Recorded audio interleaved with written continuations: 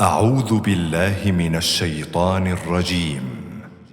بسم الله الرحمن الرحيم. وإذ أخذنا ميثاق بني إسرائيل لا تعبدون إلا الله وبالوالدين إحسانا وذي القربى واليتامى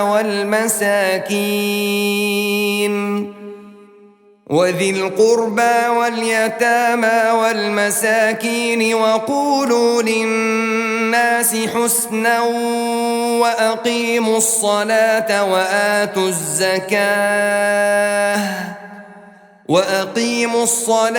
وآتوا الزكاة ثم توليتم إلا قليلا منكم وأنتم معرضون. وإذ أخذنا ميثاقكم لا تسفكون دماءكم ولا تخرجون أنفسكم من دياركم ثم أقررتم وأنتم تشهدون. ثم أنتم هؤلاء تقتلون أنفسكم وتخرجون فريقا منكم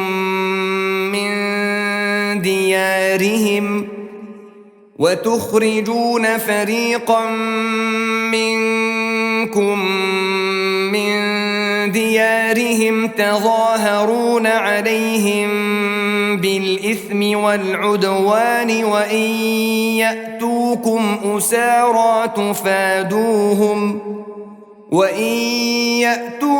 أسارى تفادوهم وهو محرم عليكم إخراجهم. أفتؤمنون ببعض الكتاب وتكفرون ببعض؟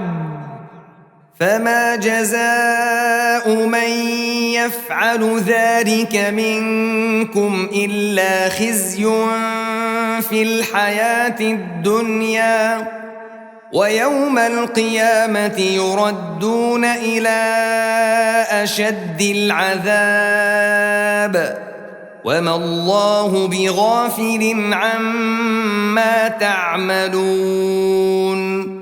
أولئك الذين اشتروا الحياة الدنيا بالآخرة فلا يخفف عنهم العذاب ولا هم ينصرون. ولقد آتينا موسى الكتاب وقفينا من بعده بالرسل وآتينا عيسى ابن مريم البينات وأيدناه بروح القدس. أفكلما جاءكم رسول بما لا تهوى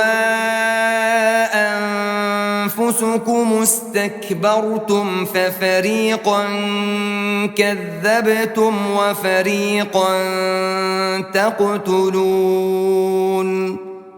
وقالوا قلوبنا غلف بل لعنهم الله بكفرهم فقليلا ما يؤمنون. ولما جاءهم كتاب من عند الله مصدق لما معهم وكانوا من قبل يستفتحون على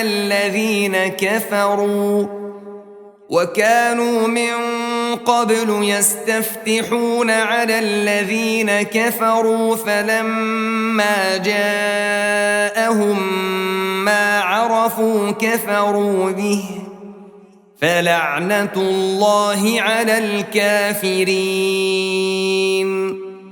بئس ما اشتروا به أنفسهم أن يكفروا بما أنزل الله بغيا أن ينزل الله من فضله على من يشاء من عباده فباءوا بغضب على غضب وللكافرين عذاب مهين.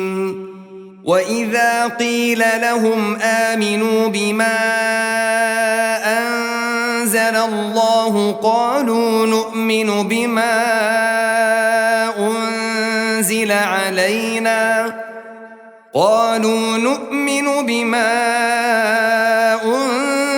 علينا ويكفرون بما وراءه وهو الحق مصدقا لما معهم.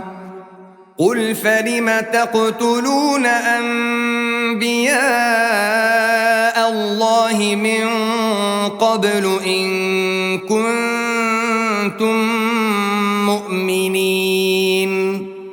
ولقد جاءكم موسى بالبينات ثم اتخذتم العجل من بعده وأنتم ظالمون. وإذ أخذنا ميثاقكم ورفعنا فوقكم الطور خذوا ما آتيناكم بقوة واسمعوا. قالوا سمعنا وعصينا وأشربوا في قلوبهم العجل بكفرهم. قل بئس ما يأمركم به إيمانكم إن كنتم مؤمنين. قل إن كانت لكم الدار الآخرة عند الله خالصة من دون الناس فتمنوا الموت إن كنتم صادقين. ولن يتمنوه أبدا بما قدمت أيديهم والله عليم بالظالمين. ولتجدنهم أحرص الناس على حياة ومن الذين أشركوا يود أحدهم لو يعمر 1000 سنة وما هو بمزحزحه من العذاب أن يعمر والله بصير بما يعملون.